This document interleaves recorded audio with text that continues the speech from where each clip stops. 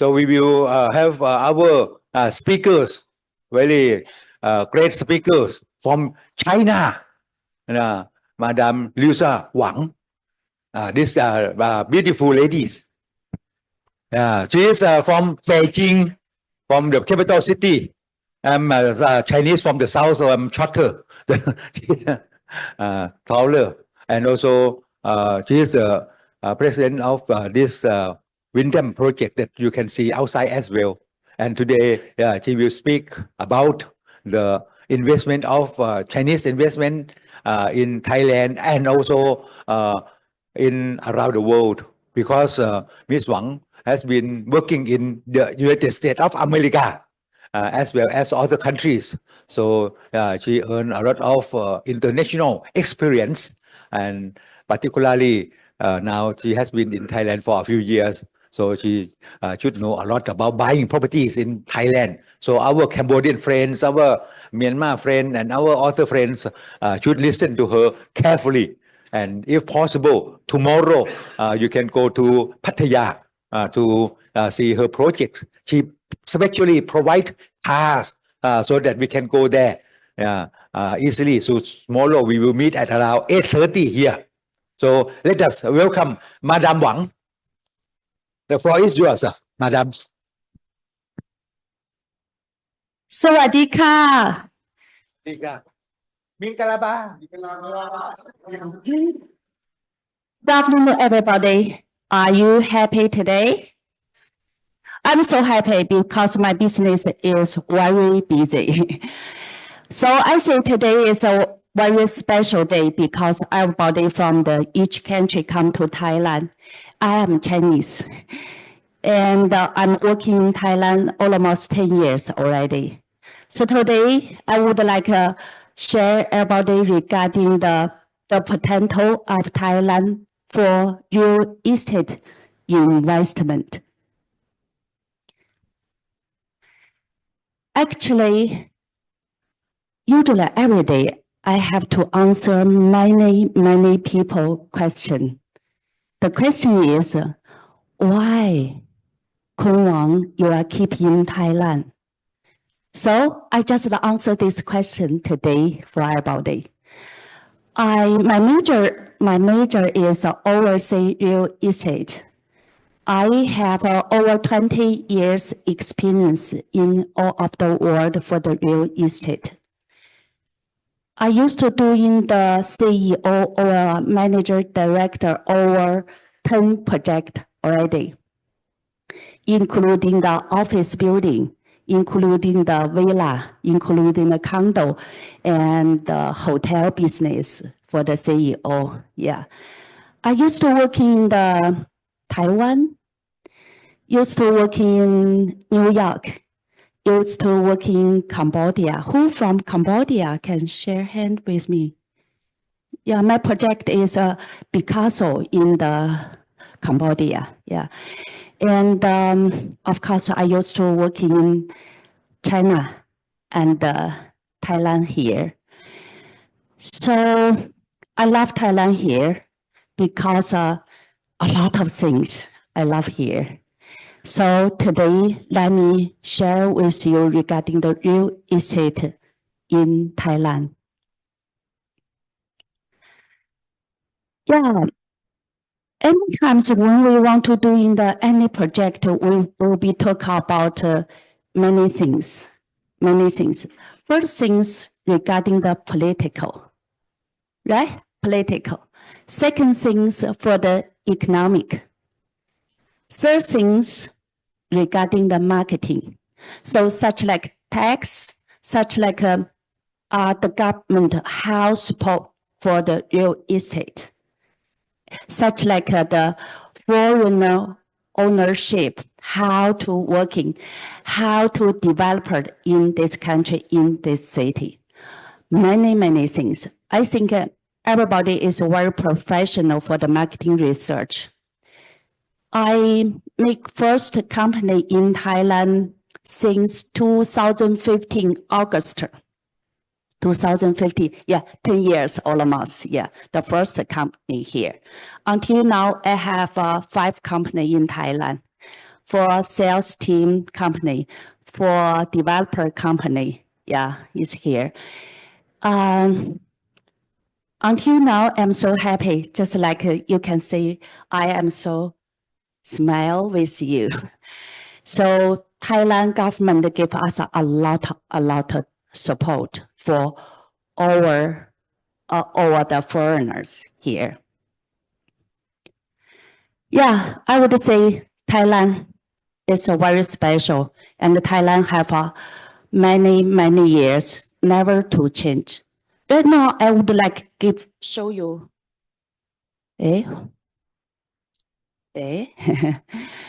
Let me show you one story.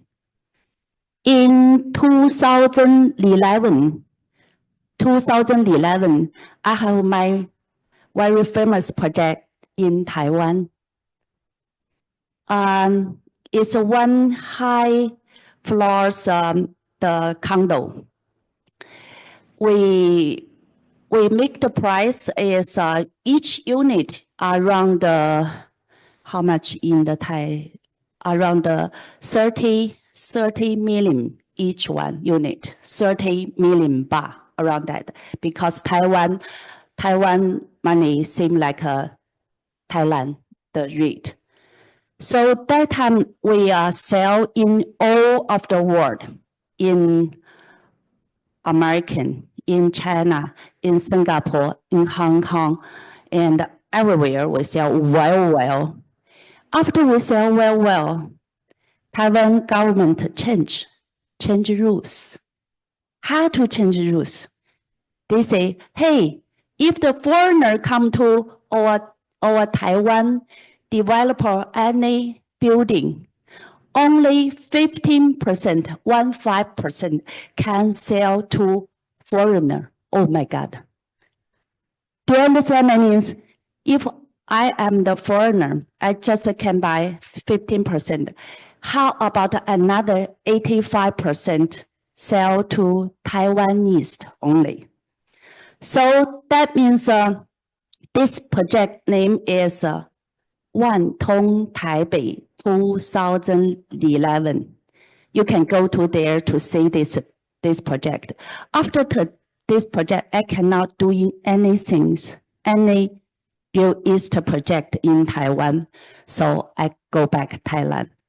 So that means I would like to say, any country, the government support is most important thing for our overseas real estate things, right? So I keep in Thailand until today, I'm still smile. It's not like Taiwan. Okay. After I say some political government support, I would like to say economic. I want to show you this picture. That means between the GDP is 5,000 to 10,000 US dollar. This timing is good timing for real estate time. Thailand is this time. And also many other countries is this time. China already not this time. Everybody know China, any project, the real estate already go down. So I keep in Thailand. Thailand GDP is 7,527 is last year US dollar. So I hope everybody join to Thailand doing the real estate business. And a lot will be more and more customer investment in Thailand also.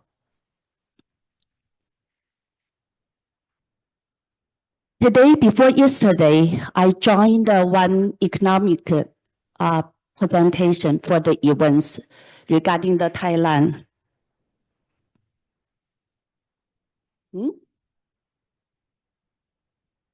Yeah, regarding Thailand.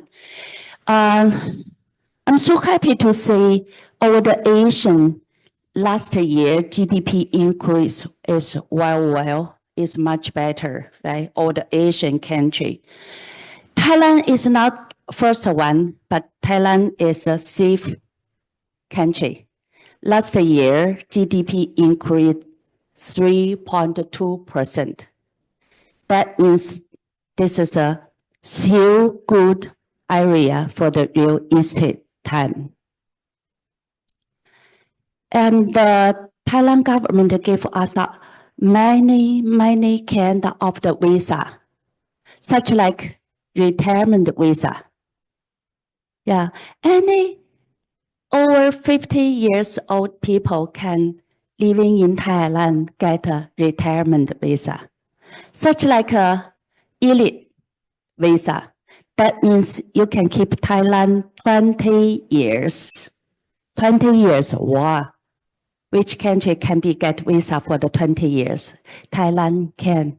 And also have a lot of other visas, like you are easy and relax keeping in Thailand. And for the property, we like the freehold. You know, in the China, any house, any villa, any condo cannot get the freehold. That means the house belong to you is not belong to you also. But in the Thailand, it's freehold. That means you just get passport, just to get one passport, your full name on your condo certificate. You will be get a freehold for the land, freehold for the house. And also another way is like if you want to buy the villa,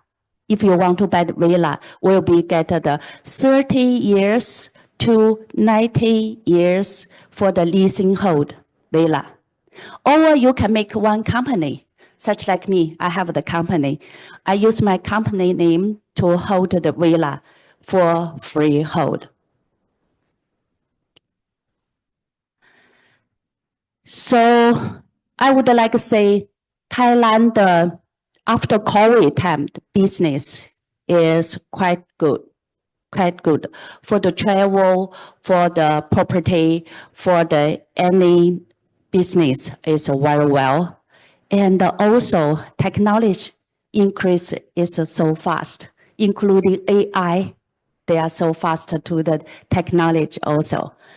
So for the 2024 with 2023, new project increase almost 94%.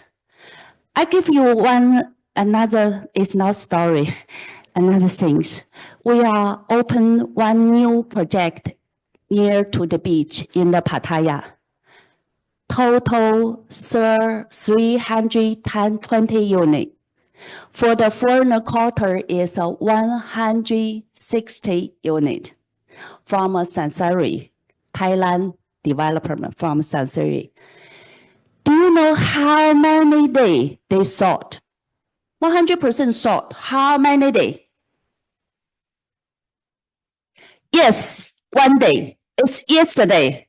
160 units sold. And many people is waiting on the computer, say, hey, can you give me this unit? Can you give me this unit? 160 units, one day sold. How much for this one? 250,000 per square meter. 250,000 per square meter. This is Thailand. This is Pattaya. This is a Thailand real estate. This is a real project, so just one day. So also a lot of the investment to Thailand after COVID time, the price increase and the investment money, total money also increased so fast.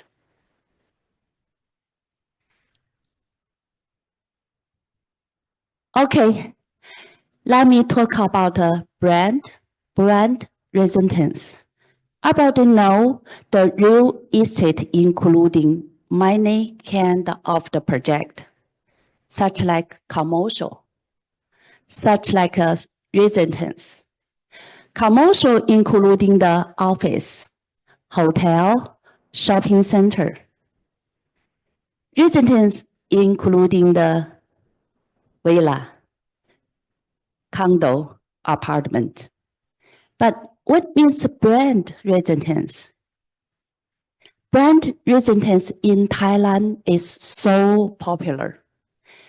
The brand including many things like a fashion brand, like a hotel management brand.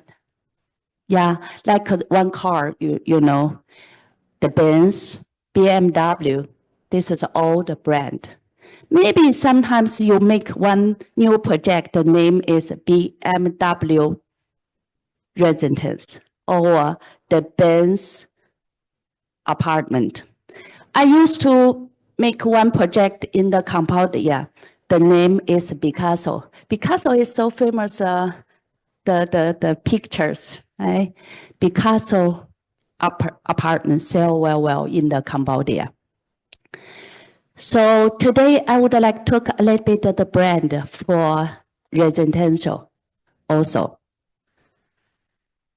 So this picture you can say use brand residence in all of the world.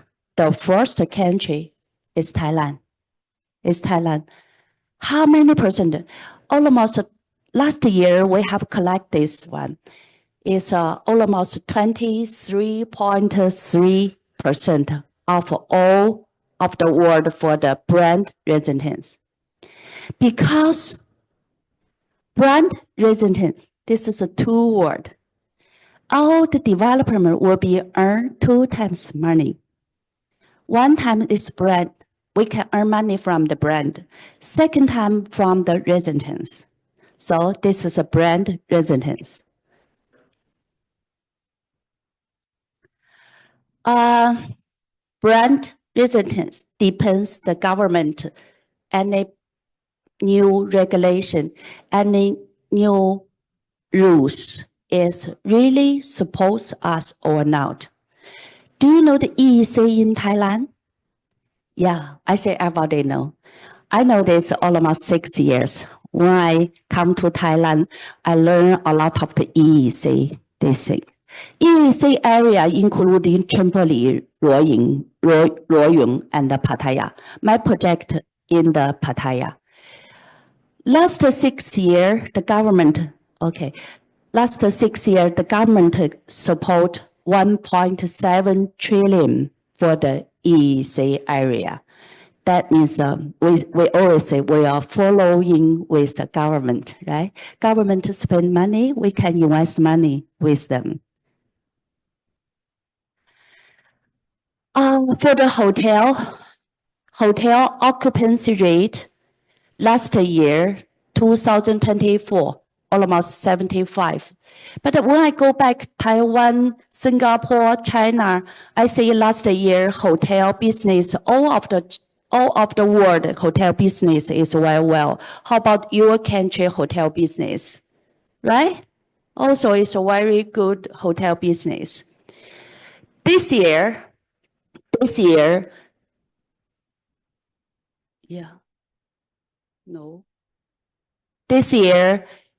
many people say the hotel business still increase, will be over 80%. My project, Wyndham Jomtien Pattaya, last year is over 90% for the rental rate. So let me show you the land. We are all the developer here. The land is cost of us. In the China, the land cost almost 40%. Do you know this? Wow, 40% for the cost from the land. Yeah, but in the Thailand, almost be between 8% to 12%. And we can say Thailand land increased so fast. Yeah, I would like show you here. No, yeah. In the Chonburi, including Pattaya, increased 28.23%. Just 1 year, the land increased so fast. This is my project, Wyndham Jomtien Pattaya. And welcome everybody tomorrow to see my project. My project is one brand residence and a hotel. What means the brand, including a lot of the service here, like concierge service, like a doorman, like housekeeping, like a shuttle bus. All our hotel, we have the shuttle bus, go to the beach, go to the city, and the fitness center, children room, and the room maintenance. We have the rental guarantee back for all the owners. And we have 2 restaurants in the hotels also.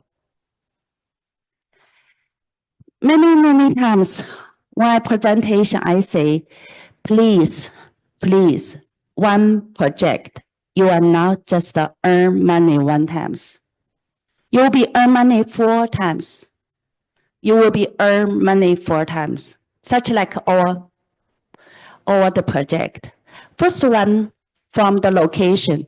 From the location is nice location. That means the unit, your project will be increased price. Second one, because the brand. The brand we have the hotel management is Wyndham. Because the hotel management will be keep your value for your project, for your unit, right? The third one, we have the hotel guarantee 8 years, 6% per year, total 8 years. The last one, our company is a travel company, almost 30 years already, over 27 years.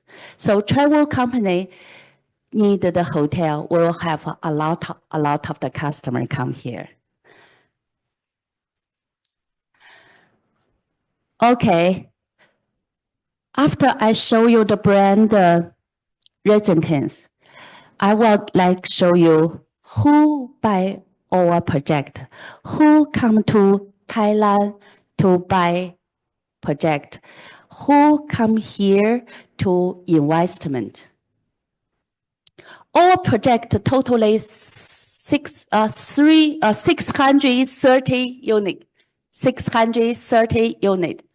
Until now, we sell 70% already, right? We have our corporate team here. Yeah, we sell the 70% already.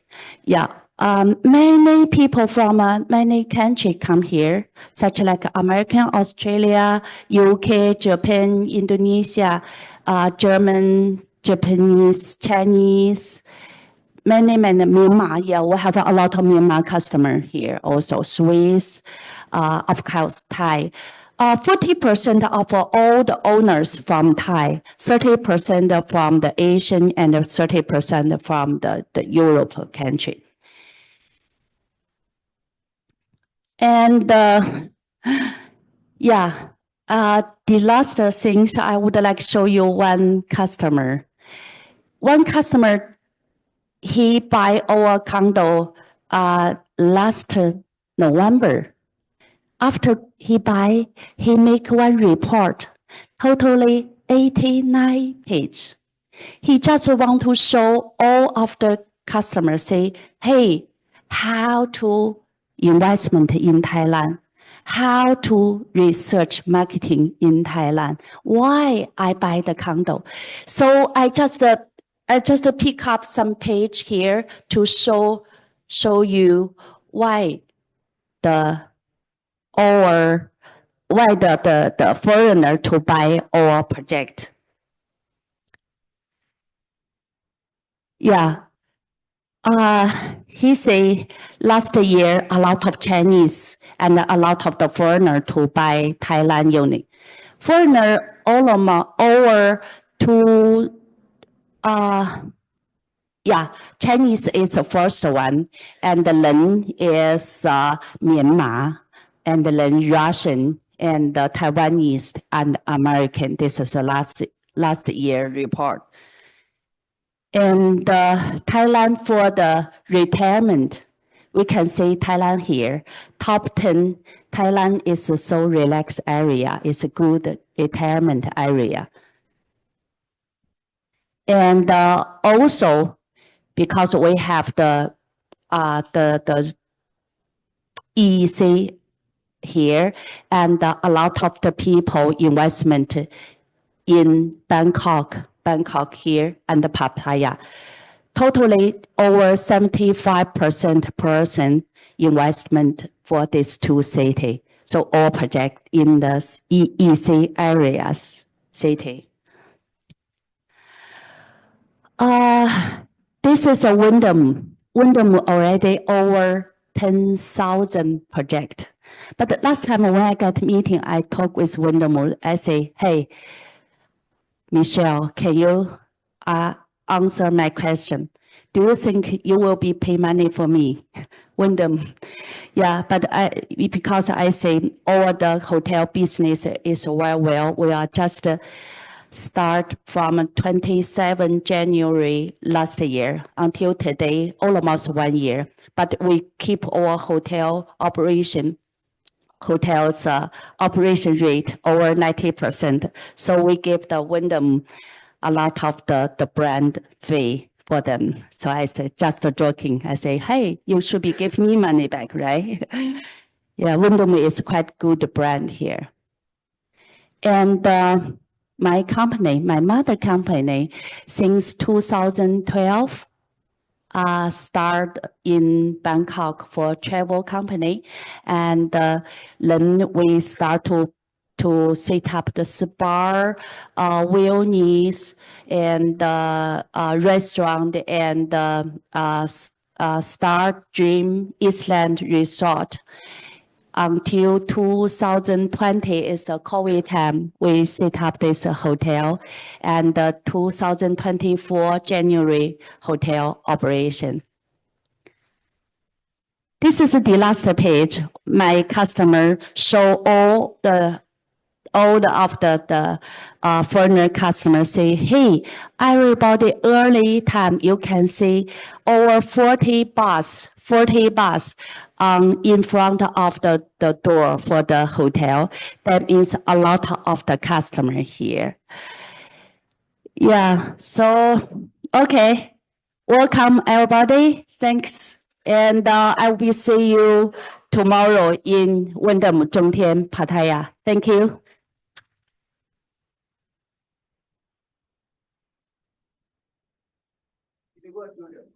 Appreciation. Oh.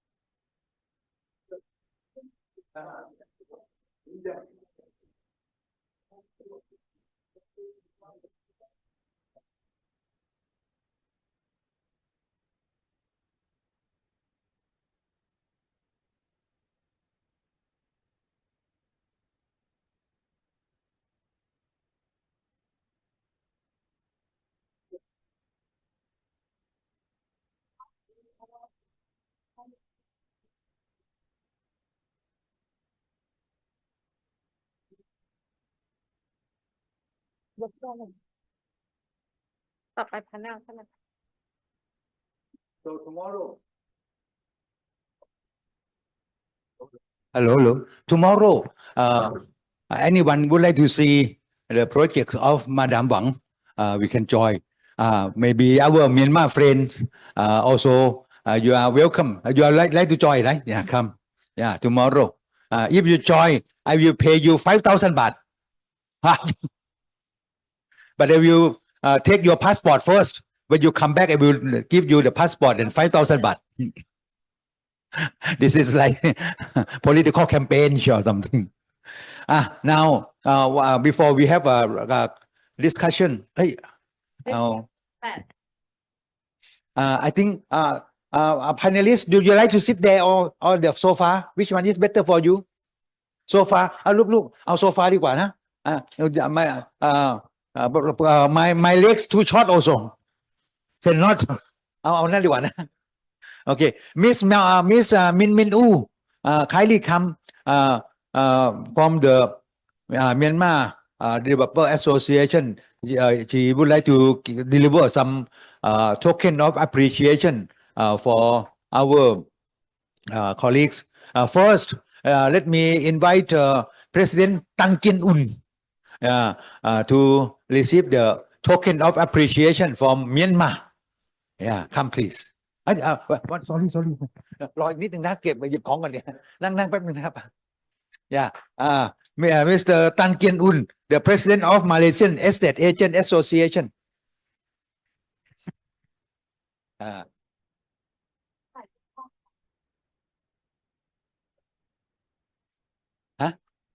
Your president will deliver? Oh, okay. Cool.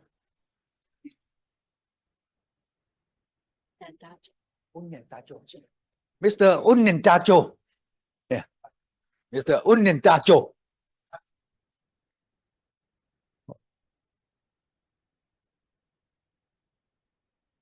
Yeah. Yeah, okay, of appreciation for you. And in June, July, when our Filipino friends come, there will be a dance on the stage as well. But this time, not yet. Our president.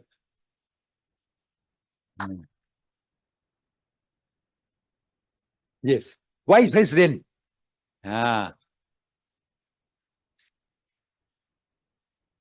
Yes. Madam, you are also here. I will be with you. President here.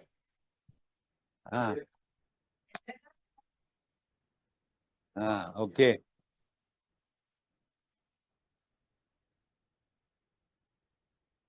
Okay.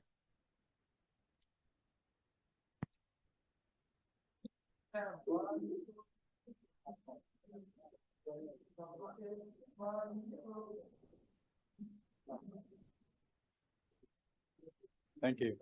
So you can deliver. Oh, okay.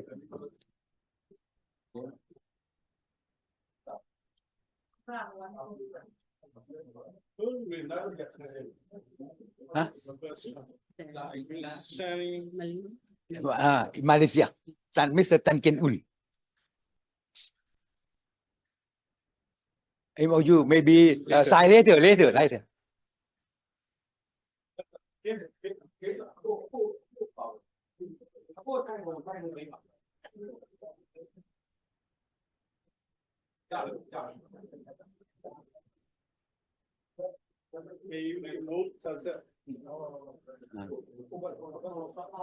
Yeah, wow, big fish. Yes.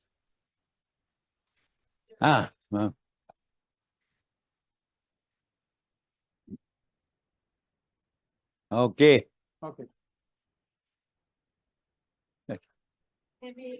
หรือใช่ช่างปล่อยเขาโอเค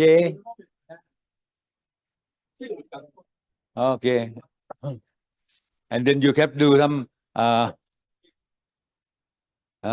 very good big fish. You 1, 2.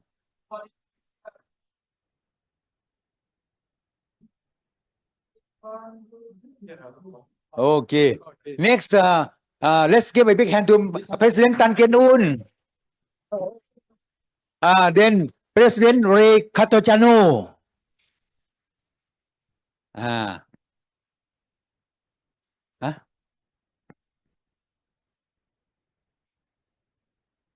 Wow, valuable, invaluable.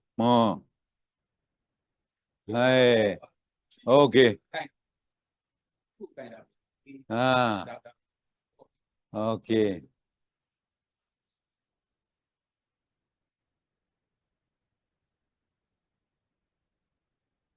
Son lại.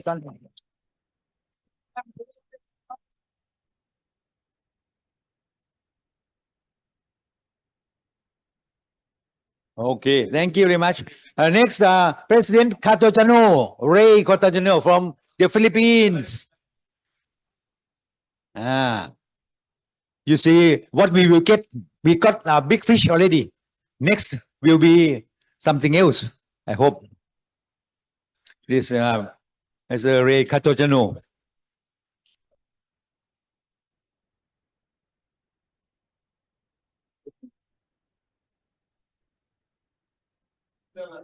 About the president.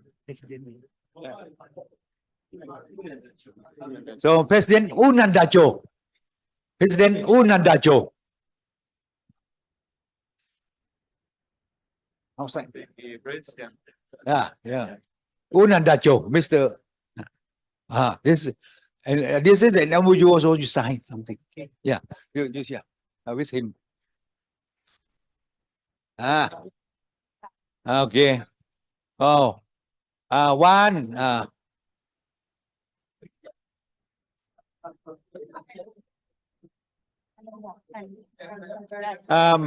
President Tan Kian Un, you sign some MOU, sign the MOU also, sign MOU.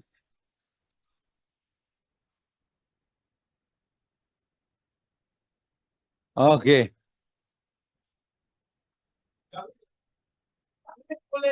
Okay. No worry, no worry. Let's give a big hand to President Rey Cartojano. How come? Okay. Okay. And with the MOU, Mr. Rey Cartojano, you sign MOU later on.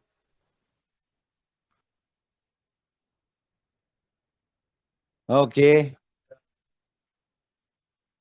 Next, not yet. Okay. Yeah. Next, Madam. Madam. Not yet. Okay.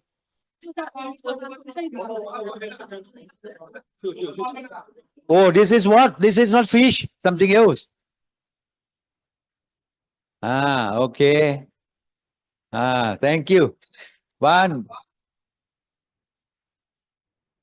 Okay. Next, Madam Melinda Lead. Madam Melinda Lead. Yeah, thank you very much. Again, the name, president name.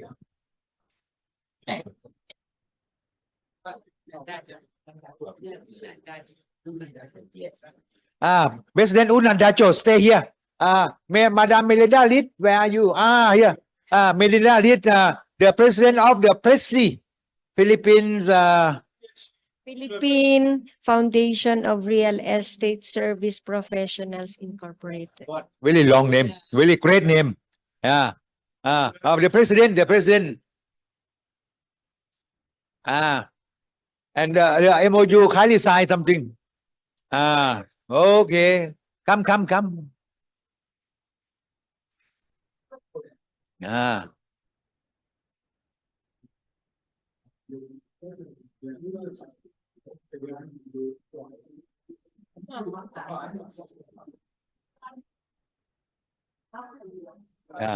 And after the coffee break, we will have some signing later. Welcome. Wow. This is diamond. Jade. Okay. 1, 2, 3. Okay. Last but not least, Professor Eric Park, where are you? Professor Eric Park. Yeah, thank you very much. One more. Madam, one more.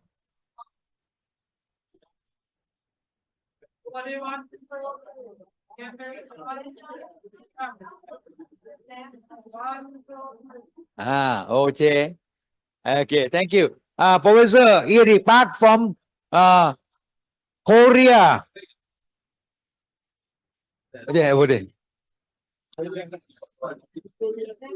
Korea. Professor Eric Park from Seoul, Korea.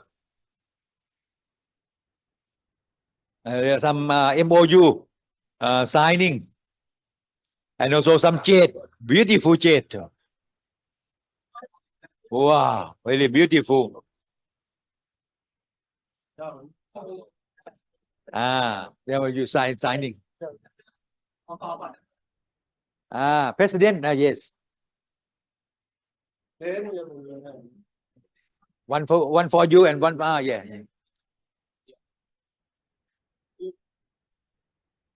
Okay.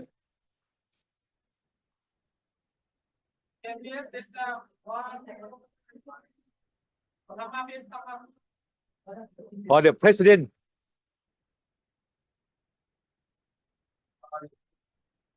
Yes, okay, thank you.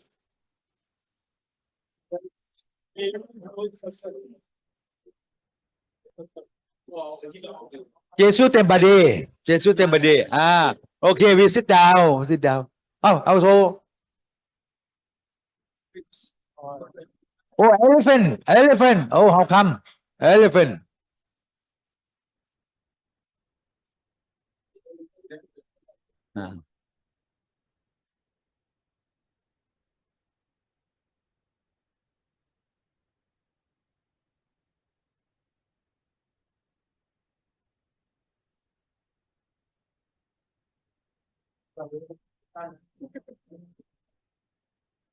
Để เตรียมยกเก้าอี้เลยนะ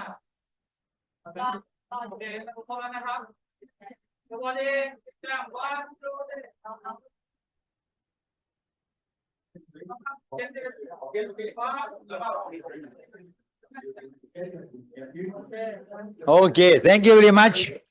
Okay, so now we start our panel discussion. Yes, thank you very much. Yeah, thank you, President. Yeah, thank you, sir. Thank you. Yes, yes. Jesus Tembade.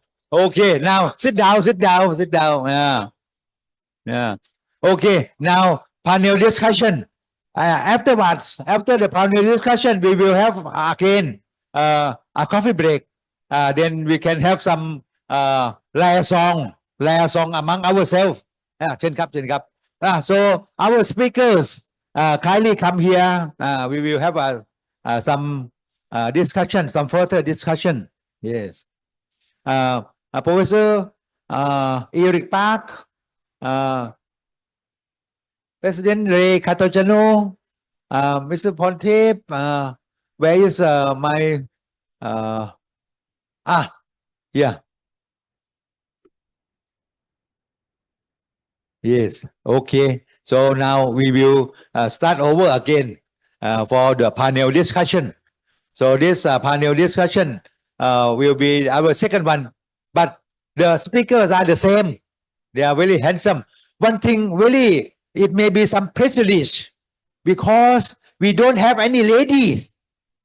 I don't know any of us who are staying here are ladies or not, but the physically they are all men. Sorry, we don't have any ladies here. Yes, for me. Oh, President.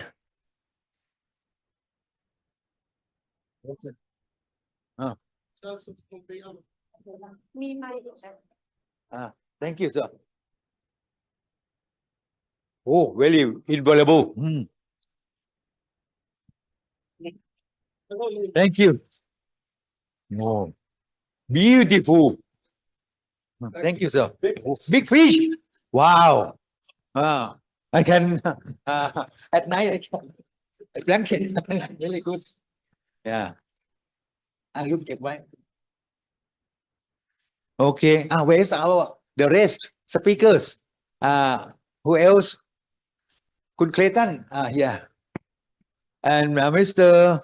Tan Kian Un, maybe he brought the big fish back to the room because very valuable. If he keep it here, it may be stolen by me. And also my brother, Mr. Low, Philip Low. Bruno Lim. My name is Bruno Lim. Philip Low. Yeah, because we are Chinese origin. Yeah. Yes. Please. You. Anyone else? Sit down here, sir. Okay. So now we will discuss something about. We can keep it.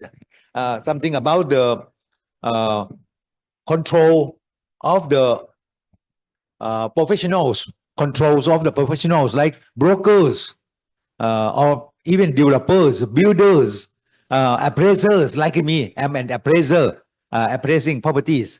So we may discuss how we control this. And if anyone want to buy a house in Thailand, so what to contact the brokers. Today, my friend, my senior, my friend, my great friend, Mr. Pravit Anusari, the president of Thai Real Estate Broker Association, he is not available here, but he sent his board member around here also. Yeah. But first, we will talk about this, and this will end at around say 3:30, and after 3:30, we will have a coffee break, and I think there should be maybe we should have some summary before the coffee break, and after the coffee break, it will be free. So tonight you may go for a night safari, or maybe you like to go river cruise, or anything, depending on you, no worry. And you can stay a few more days here. Okay. So now we will discuss something about the control of the professionals, how people control the professionals in different countries. Maybe we can start with maybe since Mr.Rey Cartojano sitting over there, maybe we can go from your left to your right. So we may start with Mr.Rey Cartojano. Formerly, he was the president of the Filipino Association of Real Estate Board, PAREP, and he is now also he was also the past president of Councilor Association. I mean, in the Philippines, there are brokers, appraiser, and counselor or consultant. And consultant is the very most one of the most prestigious professionals in the Philippines. So he was the president before. So first we will hear from Mr.Rey Cartojano how they control the professionals in the Philippines. So let's give a big hand to Mr.Rey Cartojano. So it's good that we're sharing the experience in the Philippines, because we studied also other countries, ASEAN. Fairly, we have more regulations in terms of laws. Now we have Republic Act 9646, what we call the Real Estate Service Act of the Philippines, which structured professional practice in the country. So if you practice in the Philippines, the standard is very high, in the sense that you have to be a graduate of a 4-year degree course. We call that Bachelor of Science in Real Estate Management. So it's a special course. So unlike other countries, there's no special course on that. In the Philippines, you must take a 4-year degree course. After graduating from that 4-year degree course, you have to take a board exams, licensure exams, and not everybody can pass that board exams. No, it's quite difficult also. Then after the first entry profession in the Philippines is what you call real estate broker. So this is what these are the guys selling real estate. The next profession, we call them real estate appraiser, or in other countries they call valuers. The same procedure also, you have to take a 4-year degree course, pass the board exams, then practice. The highest level in the Philippines is what we call real estate consultants. These are few experts in real estate in the country with more than 10 years of experience. You cannot be given a license as a professional consultant unless you have 10 years of experience, you graduate from a 4-year degree course, you pass the board exams. Now, our national president is here, no, Mr. Edwin Calamba. So in the country, in the Philippines, if you have the title real estate consultant, you're the presumed experts. no, in real estate. You're supposed to know everything about real estate. When you're a real estate consultant, you're the only professional in the Philippines who can give professional opinion. Unlike in other countries, the brokers, they can give opinion. In the Philippines, you cannot do that, no? Because if you do that, that is considered already as a criminal act. You can be in prison. The same with valuer also. In the Philippines, there's a law. If you make an opinion, you're not a valuer, you can also be criminally prosecuted. The lowest rank in this hierarchy, we call them real estate salespersons. They're the ones doing the actual selling. No, the entry position is not very high because you only need to take 1 or 2 days of seminar because this is selling. So more or less, if you analyze the real estate professional practice in the Philippines, the bar of entering is quite high. No, it's but the weak part in our country is prosecution. Unlike in Singapore, no, or Malaysia, they have stronger prosecution. But in terms of regulation, that is the level that is being practiced in the country.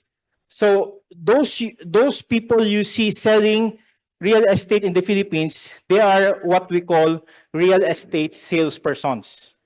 No, so they're given accreditation, not license. Whereas if you're a broker, you're given a license because you're a passer of a professional exams, no, administered by the government. The government agency administering this licensure exam is what we call the Professional Regulation Commission. Then if somebody will complain about you because you don't have a license, criminal cases can be filed against you, you can be in prison. That is how the scheme of real estate practice in the Philippines is right now. That is why we are happy if we can close some form of MOU with Myanmar, because as far as Myanmar is concerned, they're starting, no, from practice, and they can study also what we're doing in the Philippines as far as regulation is concerned. Thank you. It's quite long. Sorry. Don't worry. We will have time until 6 o'clock. Just kidding. So next, from another very high standard country, the United States of America. Mr. Clayton, wait, please. Thank you very much. A little bit different in the United States. I'm very impressed. I have been very impressed with the Philippines for a long time. As you just heard, it's pretty serious business to be a top-level real estate agent in the Philippines. In the United States, as far as how many people use a real estate agent to go out and look for homes, it's about 88%. So 88% of the people that are buying or renting properties, they're using agents to go out with them. The average commission paid in the United States is between 5 and 6%. And unlike a lot of areas in Southeast Asia, they have an MLS system there, a multiple listing system. And in that multiple listing system, you list the houses in their record. It used to be books. We used to get big, thick books every couple of weeks. Now it's all digital. But you have listing agents and you have selling agents or renting agents, and they split the commission. So that 5 to 6% is split between the listing agent and the one that did the actual selling or renting. The national average amongst realtors, that's NAR members, amongst realtors is about 5.32%.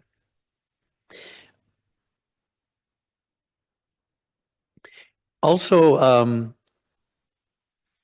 as far as foreigners buying properties in the United States, people ask often, we talk a lot here, in fact, in Thailand, about Myanmar. You guys are the second or third biggest buyers in Thailand, which is, we're very impressed and very grateful. In the United States, you might ask yourself, what price do foreigners pay there? Actually, the average home purchased by a foreigner in the United States is $475,000, almost $500,000, and that's $82,400 more than the national average with U.S. citizens. So they regularly buy and invest more than the actual local U.S. citizens.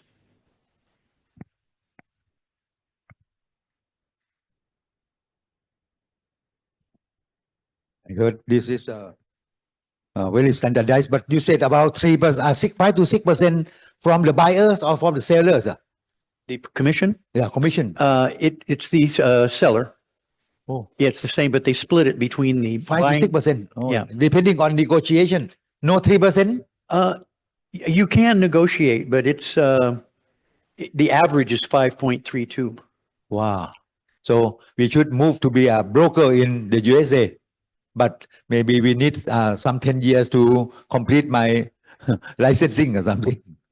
Next, in the case of India, what is the regulation on licensing brokers in India? Mr. Pornthep SriNarula, he is a Thai, but he is original from family from India. But you still also have the Indian nationality, sir? No, no, Oh, no. OCI. We call OCI. OCI. Means Overseas. a lifetime visa for India. Oh, Yeah. I see. Okay.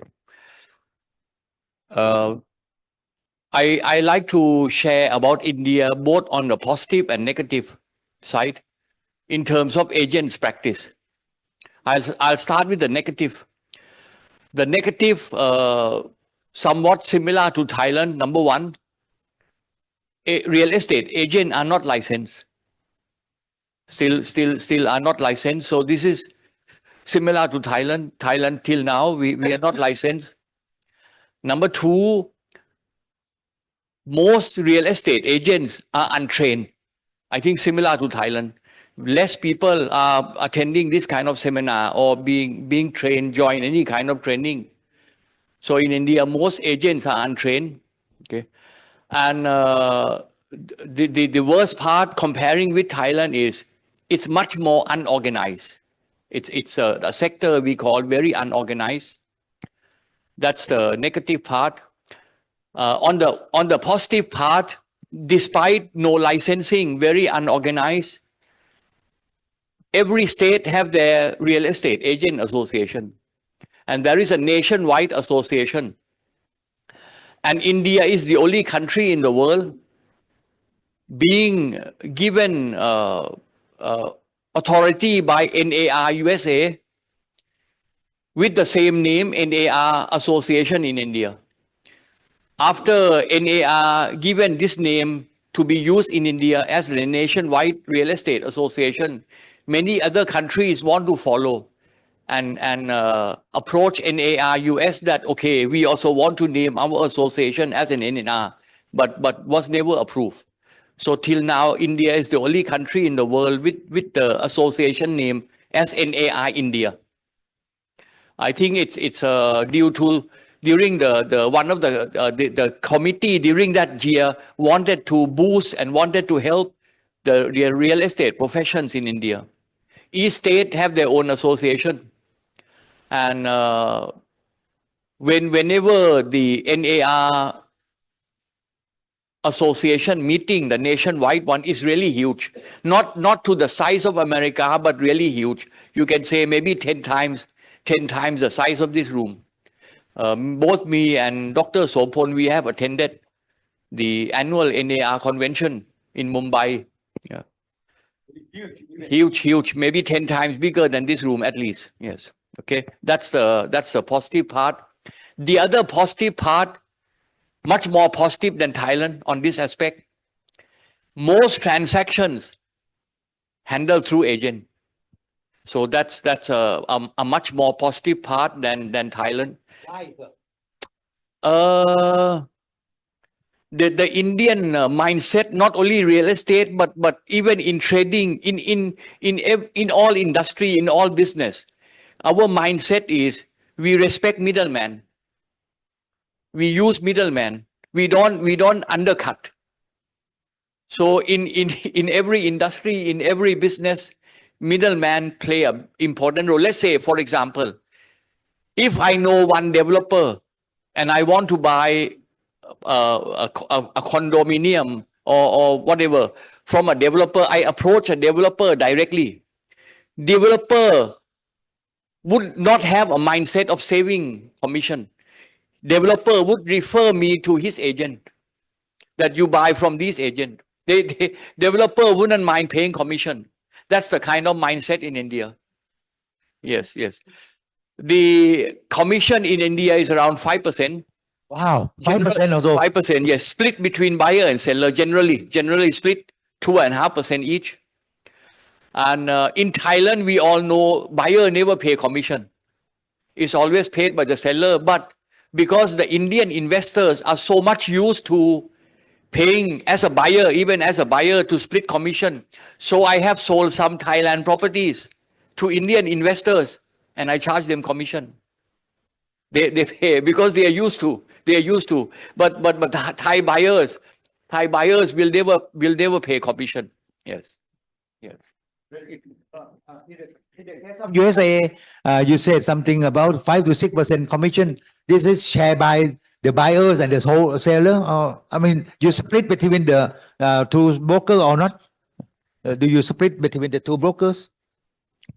Broker of seller and broker of No, buyers? the seller almost always pays. The seller pays, and they, for example, if it's 6%, they pay 3% to the agent that sold the property and 3% to the one that listed the property. I see. Oh, very interesting. Korea, sir, Professor. In the case of Korea, what happened to this? Yeah, Korea has also the licensing real estate professionals such as licensed real estate brokers. This exam is one of most difficult exam in Korea. Some students, they studied for 1 year, full-time study. Some of them are just for 2 years. Some of them are for 3 years, full-time study. It's a very difficult. But once they pass the exam, to open the real estate brokerage business, it's not difficult. It's easy to open. The most difficult is to pass the exam. So for the foreigner, as an investor, when they buy this, they are not necessary to buy that the real estate through that real estate brokers, licensed brokers. He can buy that by himself, but they need some assistance from that licensed broker, such as if you go to the Korea, one of the difficulty to transact the real estate business is a language barrier, because most of Koreans, they speak the English, but in terms of that the transaction, probably you will encounter some difficulties. So that's one thing. So you need some professional assistance, and also the processing of the transaction is a little bit complicated. So probably you do not understand that all the process. Most of the system are the computerized, so you can process through the internet, but you do not know that the process, all the process. So you need some assistance from the real estate brokers, and at the same time they have some knowledge about the market situation. So they need a market analysis. So you could get some market analysis and then other professional services. So probably you need to have the real estate brokers for your investment. I see. Oh, thank you very much. But I heard that the control of professionals like agents or brokers or something just happened after the 1997 crisis, right? After 1997, you have imposed the law and regulations for brokers. Before that, still no control, right? No. There was the law for the real estate license brokers. It was 1984. It started. Oh, before. Yeah, even before. It started in 1984. So, but since we just call it IMF, just 1997, 1998, it's a more liberalized in terms of the foreign investment. The Korea government opened the big two markets, such as real estate market and financial market. they open two markets, so much easier than before for the foreign investors. I see. Thank you very much. So now we go to a little bit far away from Australia, how they control the professionals like brokers or appraiser or something. Sir, please. Yeah, in Australia, it's pretty much the same in terms of having to be licensed.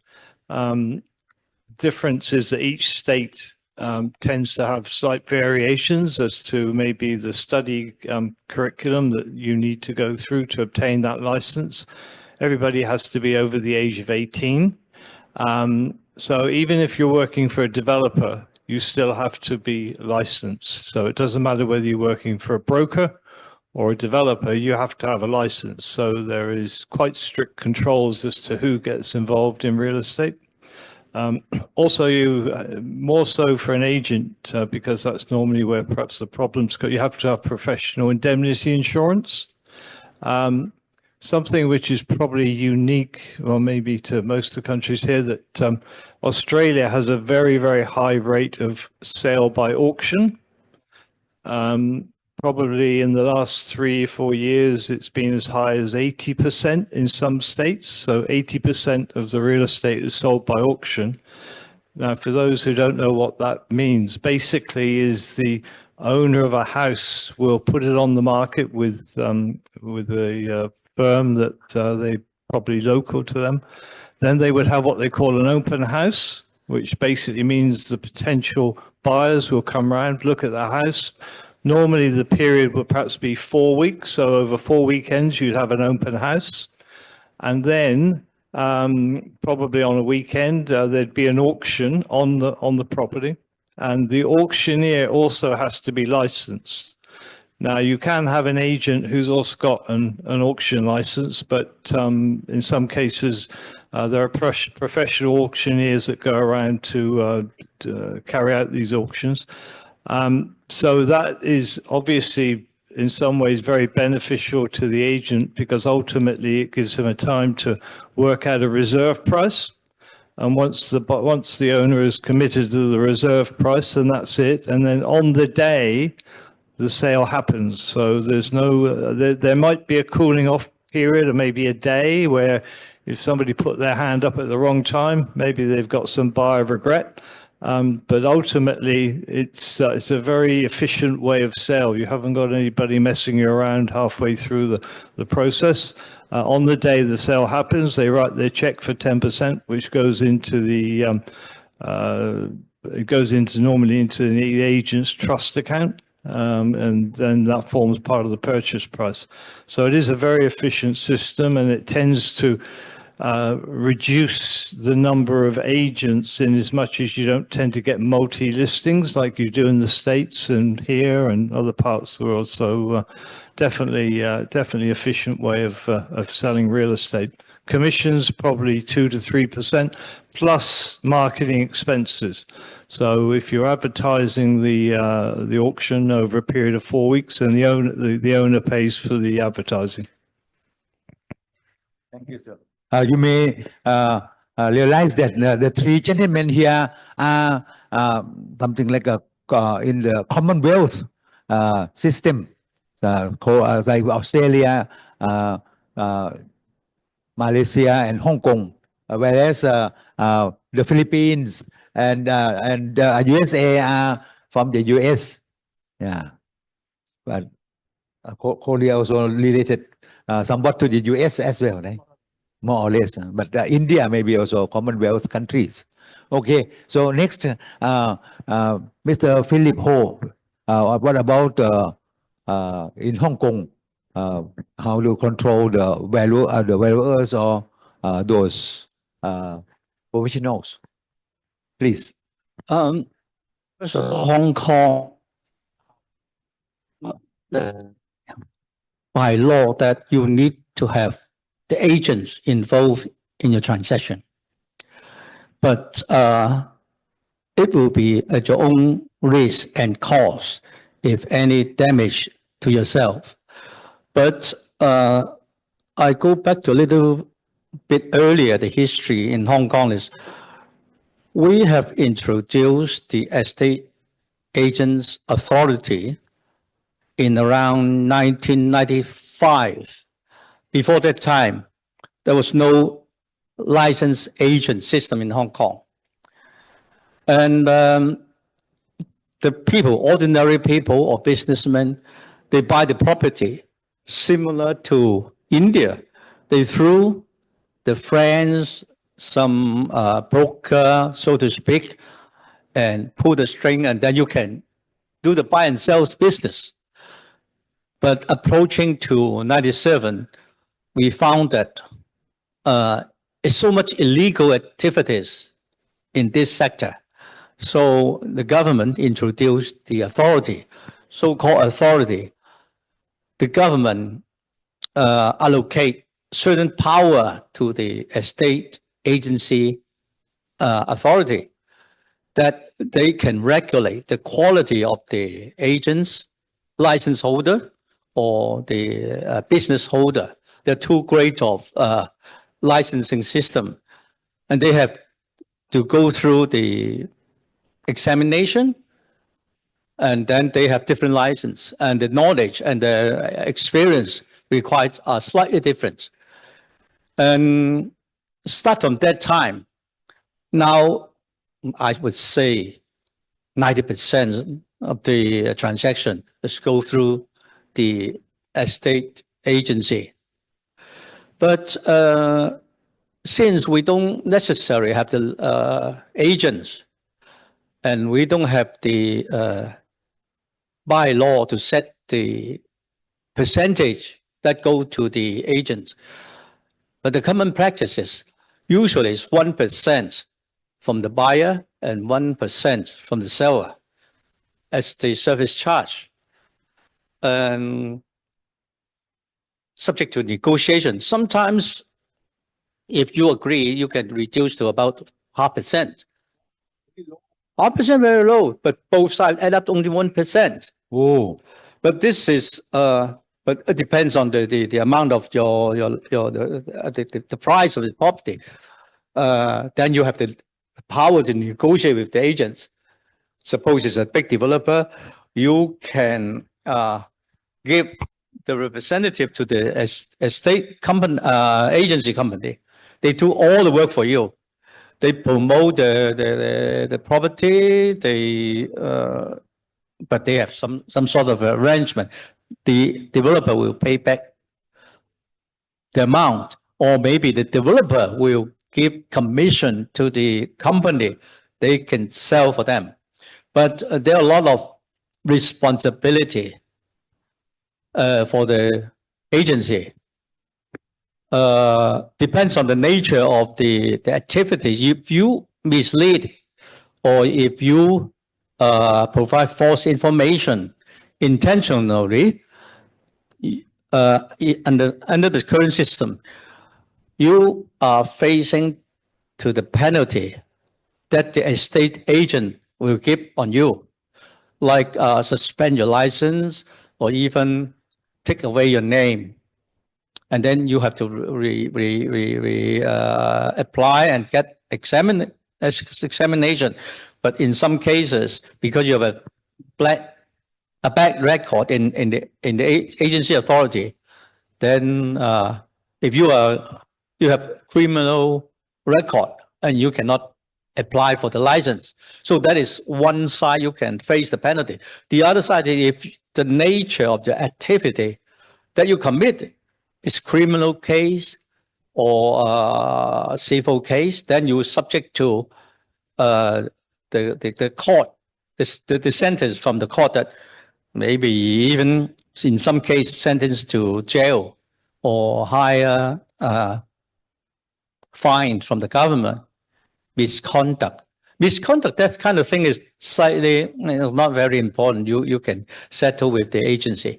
So that is the situation in Hong Kong. You need to apply, but it's not necessary for the buyer or the seller use the agency to complete the transaction. But once both sides sign the contract before the final transaction, That means either side already facing all the law and ordinance control in Hong Kong. So this is how we regulate the professional service to the buyer, to both sides. Thank you very much. So this is something about Hong Kong. Being a broker in Hong Kong maybe do not earn much because only 0.5%. The price high. If the developer like Miss Wang, she appoint you to represent her to sell the property in Hong Kong. Well, the amount maybe you can sell 10, 20 units, so that amount is not less. Oh, not I very see. less. Yeah. So let's go Hong Kong. Yeah. Okay. I can be your representative in Hong Yes, Kong. sir. Thank you, sir. I will buy lotto first. If I'm successful in buying my lotto, I will go to buy properties in Hong Kong also. So next, President Tan Kien Un, about the controlling of, because Mr. Tan Kien Un is also the sitting at the board of valuers and appraisers, property managers that is appointed by the government. He's really big. So he will share us this idea. Please, sir. Yeah, thanks, Dr. Sopan. I think in Malaysia, I think we are one of the highly regulated professional. In Malaysia, the real estate practice, that means if you want to sell property to property transaction, is regulated under an act. They call it the Valuers, Appraisers, Estate Agent and Property Managers Act 1981. Now this act, right, it says that to regulate the profession, the regulatory body under the Minister of Finance will be called the Board of Valuers, Appraisers, Estate Agent and Property Managers. So this board regulates the valuers, the appraisers, the estate agents and property managers. Now let's talk about estate agent, where we do brokerage real estate transaction in terms of selling and renting of property. Now in Malaysia, there are two types of so-called license in real estate. So the first one we call a licensed estate agent, or we call a registered estate agent, means you have a license.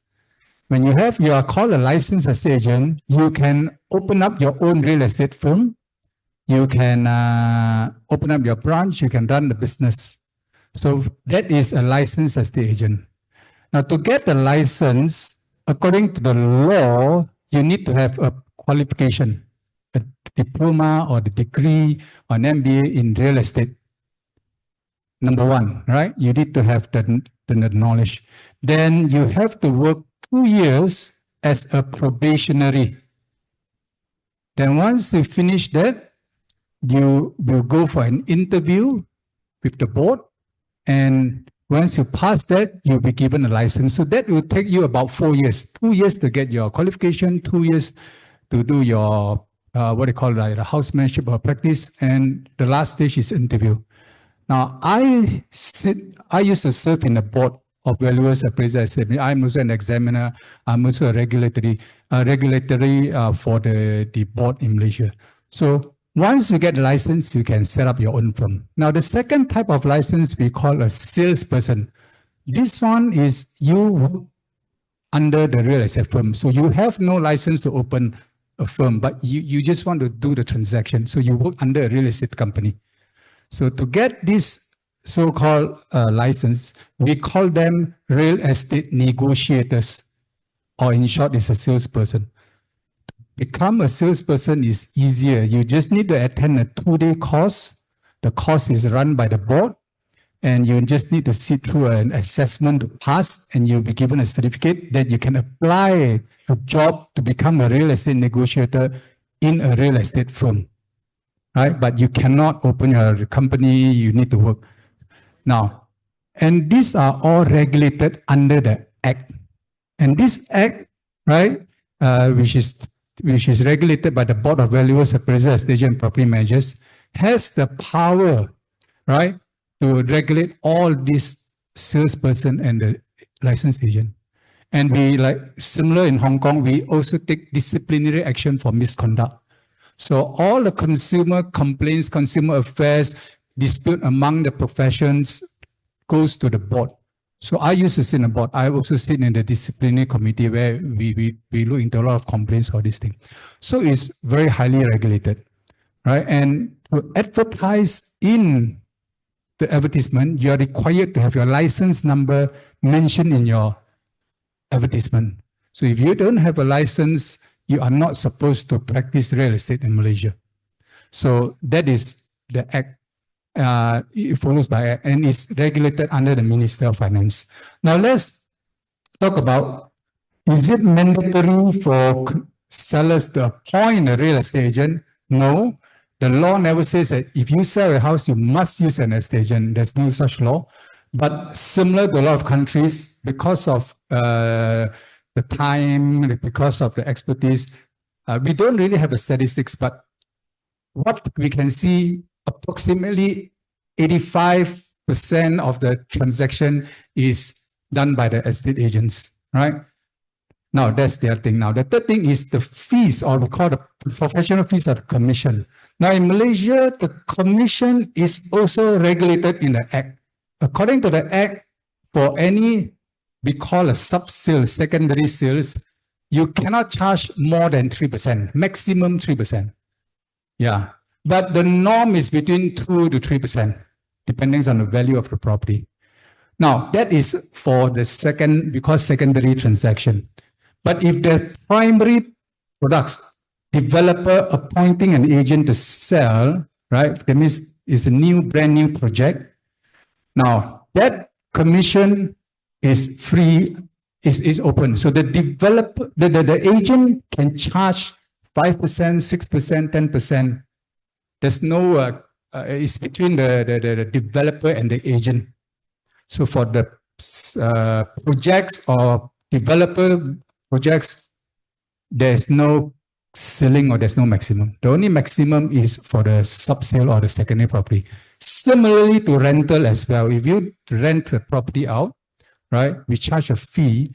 There's also a skill fee. So the skill fee is regulated in the Act as well. And if any agents they complain that you charge more than the fees, they can be taken action by the board. Yeah, that is how we regulate this industry in Malaysia. Thank you very much. So one question is that is it required for home buyers to buy properties through agents? Is it compulsory or is it voluntary? Yeah, any country that we need to use agent. If we don't use agent, is it possible? Is it possible to use agents or not?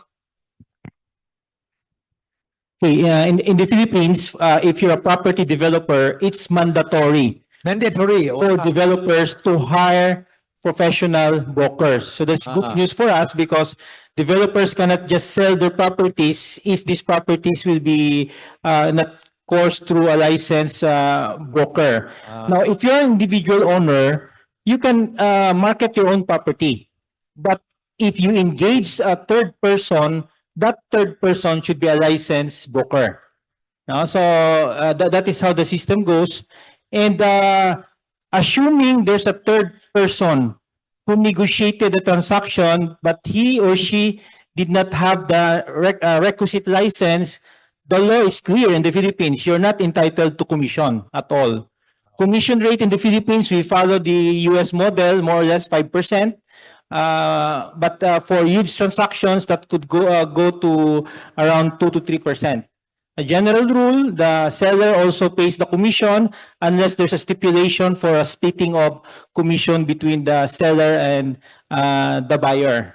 So as far as professional practice is concerned, because most of the projects are coursed to developers, the developers cannot sell their own projects.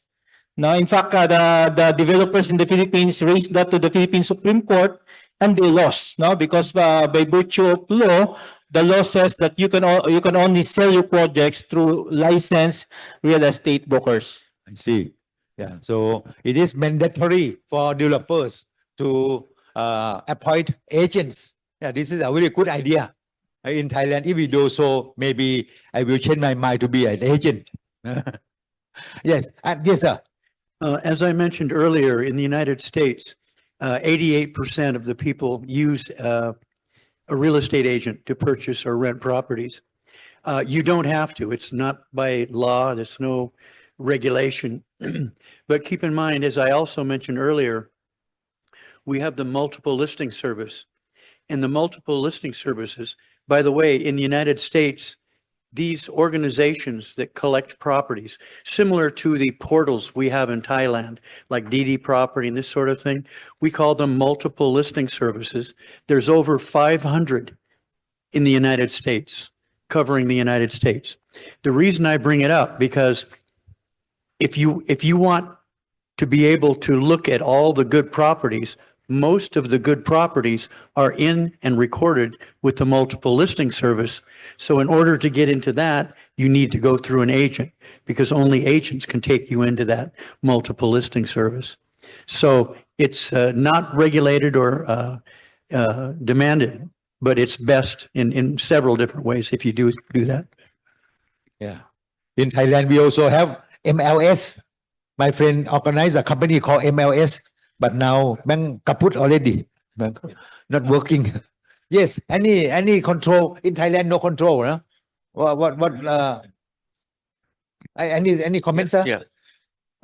In India, not required by law to go through an agent, but it's just a mindset. It's just a traditional practice. Most Very good. real estate transaction happen through agents. And when I founded the TREBA, Thai Real Estate Broker Association 30 years ago, I was one of the founding member. I was the founding vice president. We try to learn from US the MLS, and I also know that many countries try to learn from US, but so far US is the only country in the world the most successful with MLS. I haven't seen any country applied MLS into their own country and be as successful as US. It's a very good system. It's superb system, and that's push buyer seller to use agent, because agent has the password to access MLS. So buyer seller has no access. And many countries try to learn, try to copy, but I haven't seen any country, I don't know why, not as successful as US with MLS. You see, Mr. Pornthep has been trying for 30 years already. So he will try another 30 years. It will be successful soon. So it is not mandatory for buyers to buy or sell themselves. But in the case of real estate developers, they need to have licensed brokers to help them. And in the case of indemnity insurance, like error and omissions, we call error and omissions or indemnity insurance. Is there any indemnity insurance in your country for brokers, valuers, or something? Maybe we start again with Mr. Professor. For you. Probably just we need to understand that the why United States the MLS system is successful. The key point for that MLS is the exclusive contract. That's the main point, because that the agent doesn't have the exclusive contract. It's more others all are failed. The United States, that's the key point. Agent has the exclusive contract right. So that's we need to understand why it's successful. At the same time, just I like to explain more about the Korea.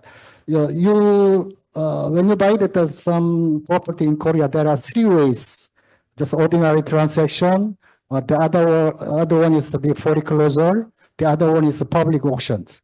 At this time, many foreign investor has the foreclosure because the price went down. And then the foreclosure system is quite a clear processing system. So they have a more interesting to buy that through foreclosures. In terms of sales, I mean, to buy the new items, particularly for the houses, for the new developed houses, over 20 households is up. So it can be sold out through public bidding, public biddings, not really bidding, public applications. So just ordinary, just brokers, they cannot handle the over 20 householders to transact, just less than 19 units. And that's for the houses. But for office building or commercial building, they can sell that through the agent. But by the time that the commission is more or less 3%, but ordinary transaction for the household is only 0.3 to 0.9%. It's a very low compared to other countries. So all the times brokers complain about that the commission is very low. That's the situation in Korea. Yeah. Thank you very much. Before you go on, maybe I forgot that I would like to inform you that we give you some paper to write. Kindly write your email because all the photo that you sleepy we are taken already. We will send to you. Okay, don't forget to write your email. And one last thing is that tomorrow 8:30, see you at the 7-Eleven down there because the coach will pick up you there at the 7-Eleven nearby our hotel. 8:30. Okay, we prepare for 8:30, and many of us will go to Bangkok tour. But don't forget Pattaya tour. Madam Wang is expecting us. Yeah, if you bring in a few $1 million, you can go to Pattaya. Okay. Yes, please. No, I just want to add on to what Dr. Eric just said. I think in Malaysia, there's no law to say you have to use an agent. And in Malaysia, we specifically says that you can only collect fee from one party. Not like Hong Kong, you can collect from both parties. So we only can collect from one party, usually is the seller. Now, we also face a similar problem with like what Korea have. Why does the MLS doesn't work? Because in Malaysia, most of the listings are not exclusive. There's no law to say that owner must only appoint one agent. No, most of the owners, they appoint a lot of agents to sell. That's why the MLS struggles with that. And I like the idea what Australia is doing, because in Australia, we have something called a VPA, vendor paid advertisement, where the seller or the vendor actually pay for all the advertisement. In Malaysia, the agents are paying all the advertisements. And if the property doesn't sell, that is at your loss. So we have that situation as well. So I just want to add on to Dr. Eric's point to that.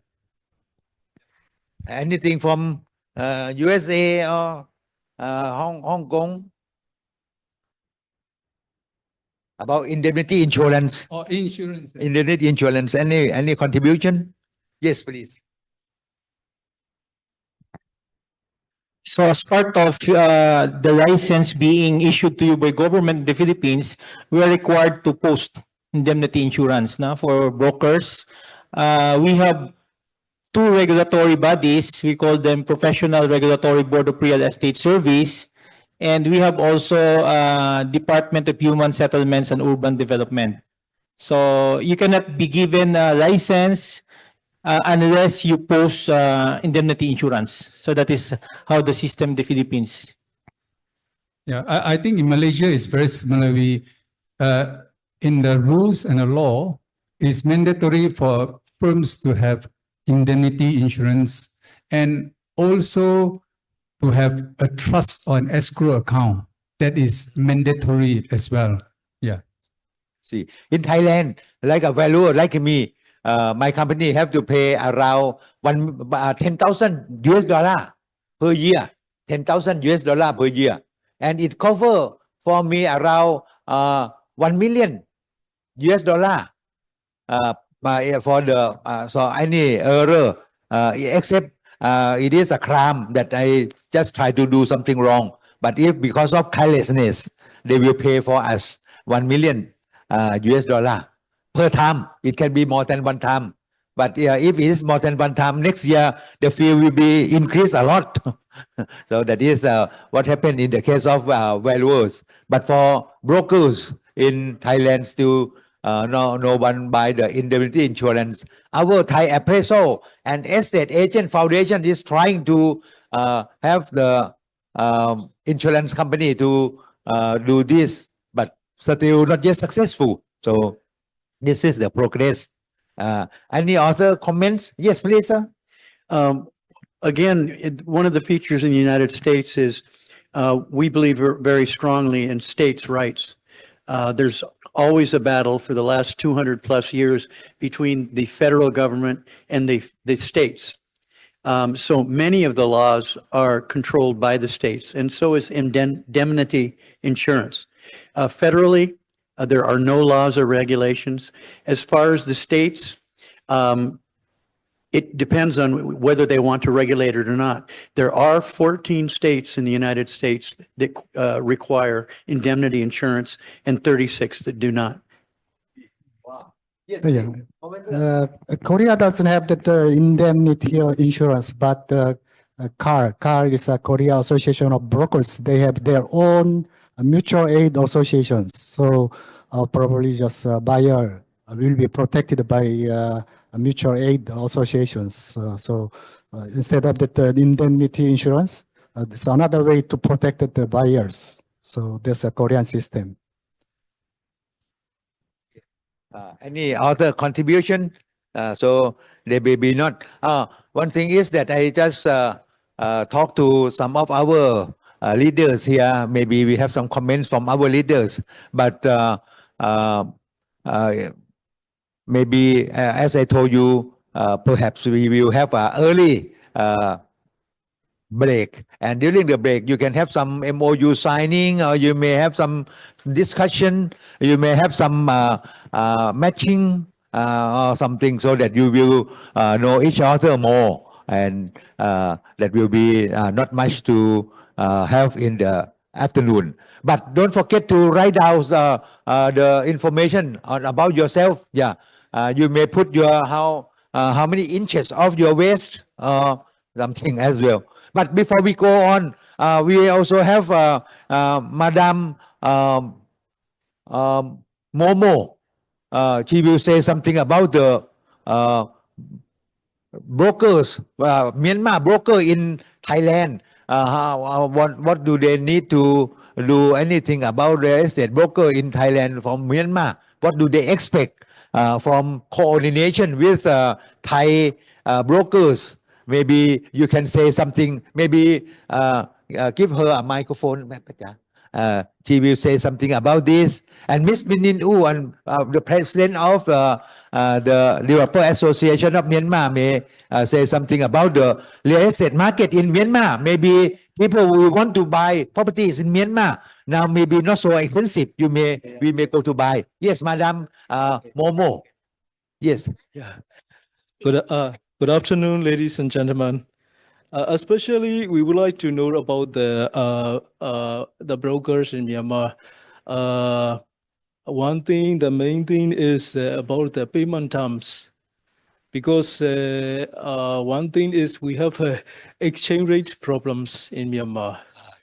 Sir, you can bring Madam Momo to be here, to come up here. Is not just selling real estate properties. We are selling also real estate ideas on what will be the best, highest and best use of the property that we are selling as a real estate consultant. So, as a real estate professional in the Philippines, we are regulated by the Philippine Board of Real Estate, and we have around 320 real estate consultants. We have around 13,000 real estate appraisers, and we have around 33,000 real estate brokers. So we are around 40,000 real estate practitioners, together with the real estate salespersons who are qualified and registered to be a real estate practitioner as part of the real estate practitioners. So we have around 40,000 again real estate practitioners all over the Philippines. We are working professionally at least 80,000 real estate practitioners. So we, as the highest echelon of the organization of the real estate consultants, we are managing also this and supporting the regulatory bodies of the real estate practice services in the Philippines. So as far as investment is concerned in the Philippines, we are, together with our chairman, are both investors also and businessmen. We're not just working professionally, and we know and we believe that the Philippine government is doing their best in regulating our profession to professionalize our ranks or the industry. And we are here supporting all investors to manage their investments professionally. So everybody's welcome to work with us in the real estate profession in the Philippines. And we're inviting you also because we have a Real Estate International Summit on May 1 and 2 to be held at the Philippine Manila Hotel, which is the iconic hotel in the Philippines. So we hope to work with you together with our chairman, Attorney Ray Cartojano. Thank you so much, sir. Our speaker is also Dr. Sapon. So thank you so much.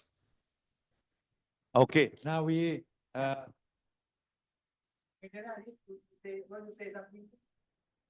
Yep. Hello. Yes. So let's give a big hand to Miss Melida Lid. And then the Philippine Developer Association, please. Yeah, I was asked about how is the business climate in the Philippines.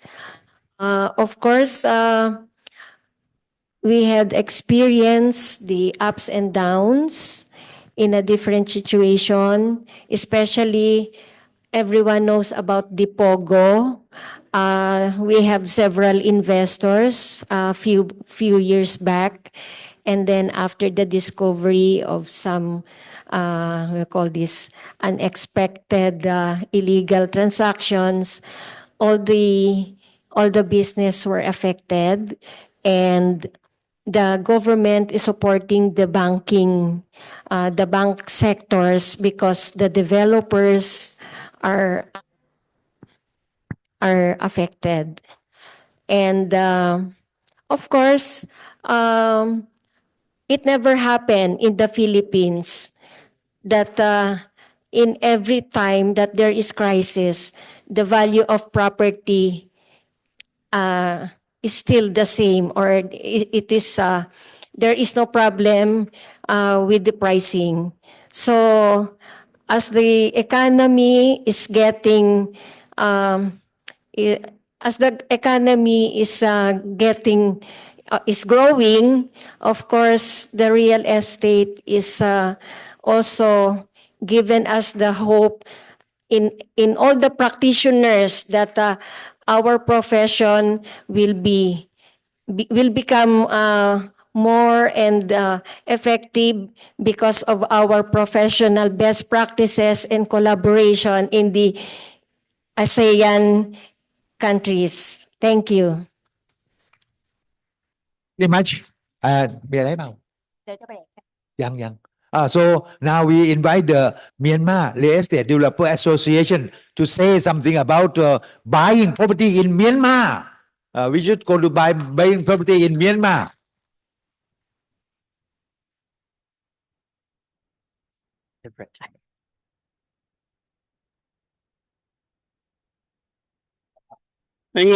Hello everyone. Good afternoon. I am Nadajo from Myanmar. Thank you to Mr. Spoon, our international friend, and our international friend for this comprehensive explanation of international real estate. Our country is poor. We are not and united. There are some problems, but we want to create opportunity for the new generation. We hope you can help us in any way you can. Thank you. Okay, please kindly allow me to speak on behalf of Mr. Nigel. We are the Myanmar Rural Property Development Association from Myanmar. We have almost 900 licensed real estate company under our MRPDA association.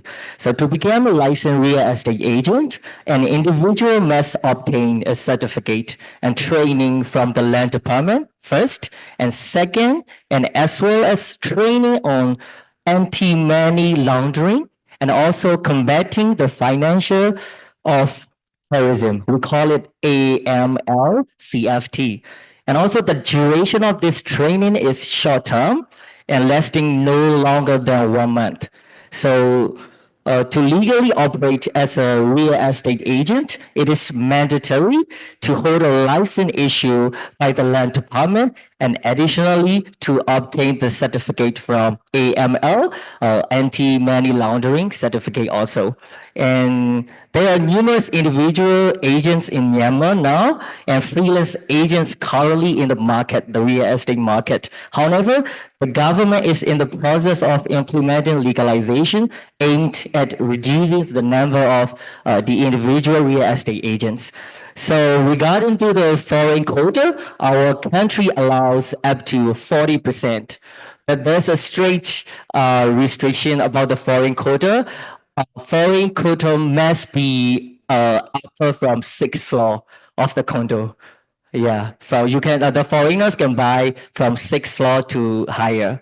And also additionally, we are actively encouraging investment in SEZ, which called special economic zones, and which offer attractive opportunities for foreign countries. So everybody is really welcome to work with Myanmar near future for the special economic zones. Thank you so much. Thank you very much. On behalf of Wow, Myanmar. very interesting. So we can buy properties on 6th floor and From upper of the 6th floor, yes. so we cannot carry back to Thailand. Wow, we're very smart. So now, Mr. Teng Khoi Tri from Cambodia, maybe you can introduce something about Cambodia properties to buy Cambodian. He has also a project there, but maybe you can briefly say something about Cambodian properties. All right. Okay. Thank you for giving me the chance. My name is Khoi Tri. I'm from Cambodia. I'm here bringing Wyndham Garden Hotel to the project as well. So I'm sure most people are familiar with Cambodia, or at least have heard of the name. We are a very our economy actually GDP increases every year, 6% average for the past 5-10 years.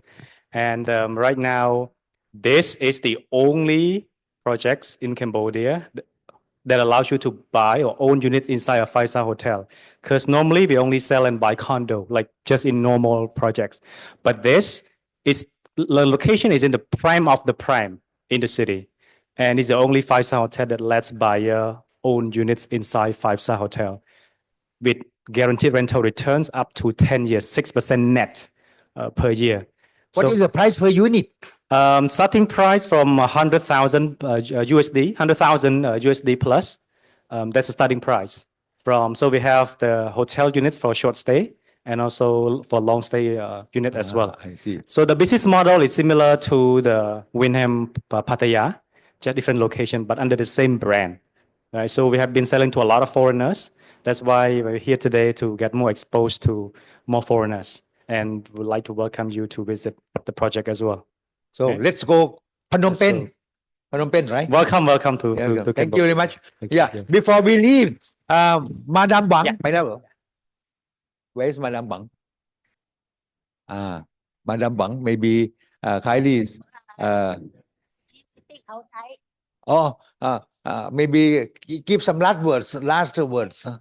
Anything. Don't forget tomorrow you can enjoy Pattaya tour and also the tour in Bangkok. So last but not least, since Ms. Wang, oh, not here. Okay, so we will end. Now it is 3:20 already. So we have a long coffee break, and then you can have some chit chat. But before you leave, listen to Miss Patama here. Yes, please. Will we come back? No, we won't come back anymore. Okay. So tomorrow our appointment area will be there. That is the place. Because we are here at the Novotel and the 7-Eleven mean in the middle of Novotel and Platinum. Do you Yes. know Platinum? Yeah. Platinum. Yeah. Yeah. Is Okay. it over there? 8:30. So tomorrow 8:30. The bus will departure 8:30. So be sure that 8:30 you are already on the bus. Yeah. Well, do you? 8:30 already on the bus. Okay. Yeah. Anyone need anyone need the morning call? I will knock your door at 5 o'clock. So know. tomorrow the bus go to Bangkok and even in Pattaya will stand there at the same point. You are 8:30 on the bus. Yeah. Okay. Last but not least, Madam Wang, maybe you can kindly say something to close our event this afternoon. Yes, Madam. I'm still so happy here and waiting everybody to go to all the Siam company project, Wyndham Jomtien Pattaya. This is a real one brand residence and the hotels project. We can see this project can be learn some things from this project for the brand, for the for the residents, and we really sell well in the Pattaya. It's a very famous project. Welcome everybody. See you tomorrow. Okay. Last time, many people go there and they also buy some projects, buy some units there, very valuable to buy. So bring in a few million US dollar tomorrow. Okay. So before we leave, we will take a group photo for our speaker and also Madam Wang. Come, stand here to have a group photo. Pat ขึ้นมาด้วยมา We are at the bureau. Miss Madam Momo, Min, come. Chairman, President, Developer Association.